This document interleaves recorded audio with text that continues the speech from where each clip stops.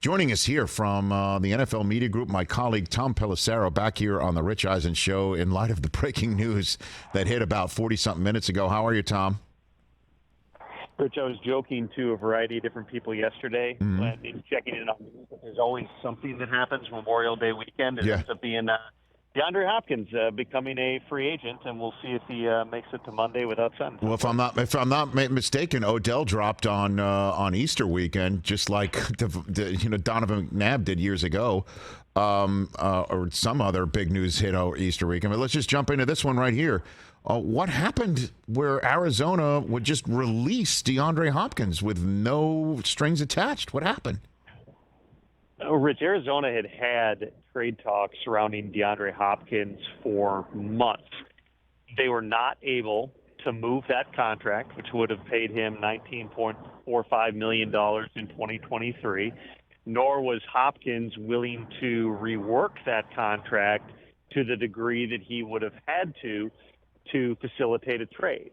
Now, there was a point, you mentioned Odell, a couple of months ago, where there was momentum toward a Hopkins deal potentially getting done. Then what happens is DeAndre Hopkins sees that Odell Beckham Jr. signs for $15 million fully guaranteed, upside to $18 million. After not playing all of last season, Hopkins then begins to think, well, I can't possibly take less than that. And with that decision went away any chance that they had to move the contract. So at this point, Arizona decided to release him in part because doing it before June 1st allows them just to take the entire bullet now. They eat $22.6 million in dead money. They actually save a little over $7 million in 2023 cap space because Hopkins' cap number was close to $30 million. They also obviously save that $19.45 million in cash that comes off the books right now. You go back to the draft, you look at everything the Cardinals did, Monty Ossenfort and Jonathan Gannon in their first year together in Arizona, they were amassing draft capital for 2024. They were trading back in the draft. They obviously got the guy they wanted in the first round, Paris Johnson, even after making some of those maneuvers.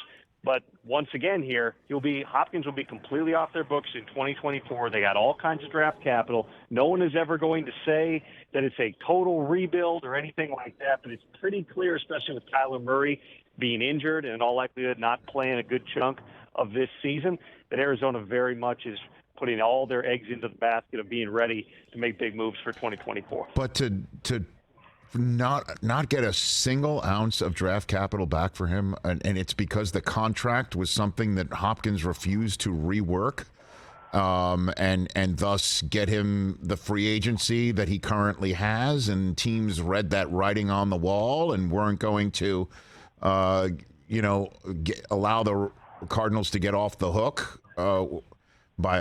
Is that why he gets released? I still can't believe they couldn't even get a single draft choice for him, even a 7th, 6th, 5th. Really?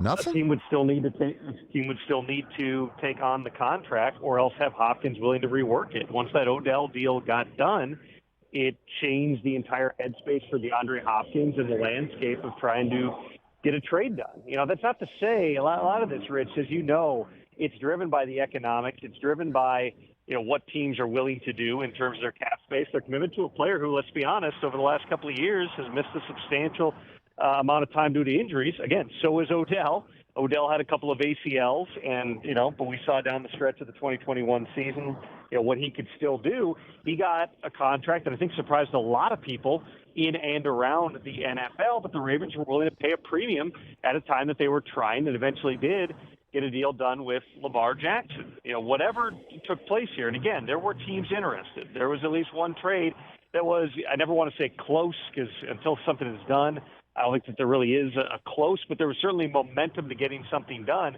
Once Hopkins decided he wasn't going to take less money than what Odell got, it just made it impossible to pull off a trade. And now what happens is the Cardinals have announced this, which means that immediately teams can call DeAndre Hopkins directly.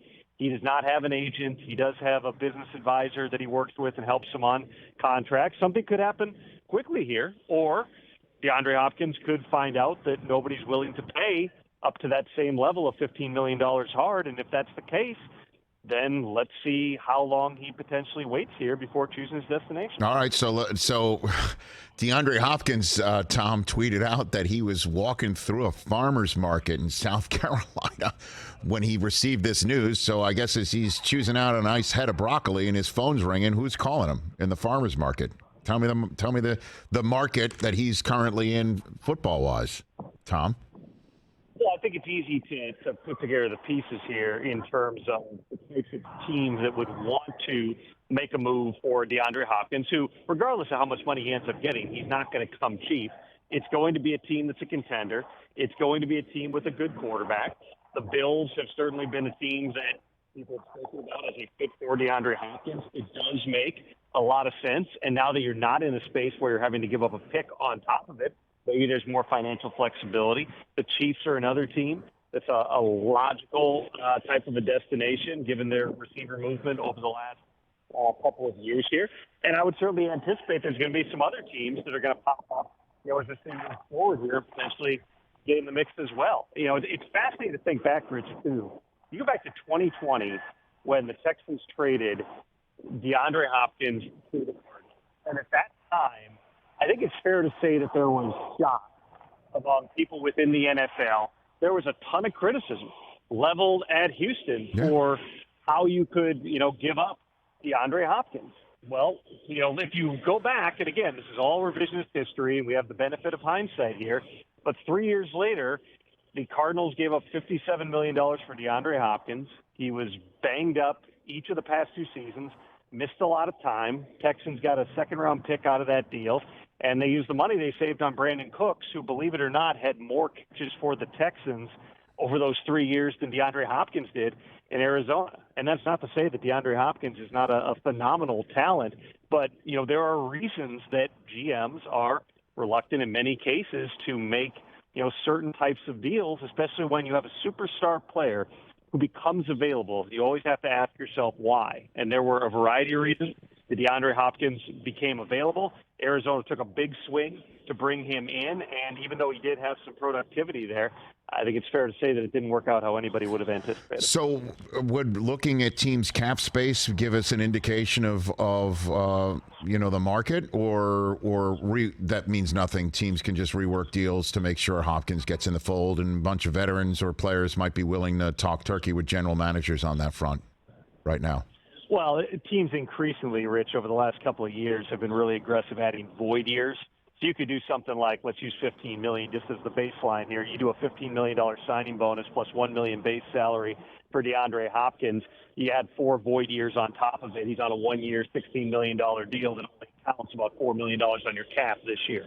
There's different ways that you can get around this, and I don't think the cap space is the driving force. I think as much as anything, it's opportunity. DeAndre Hopkins is a high-volume type of a player. He is a strong personality, too. Even though he comes across as very laid back, you're going to feel DeAndre Hopkins when he's in the room.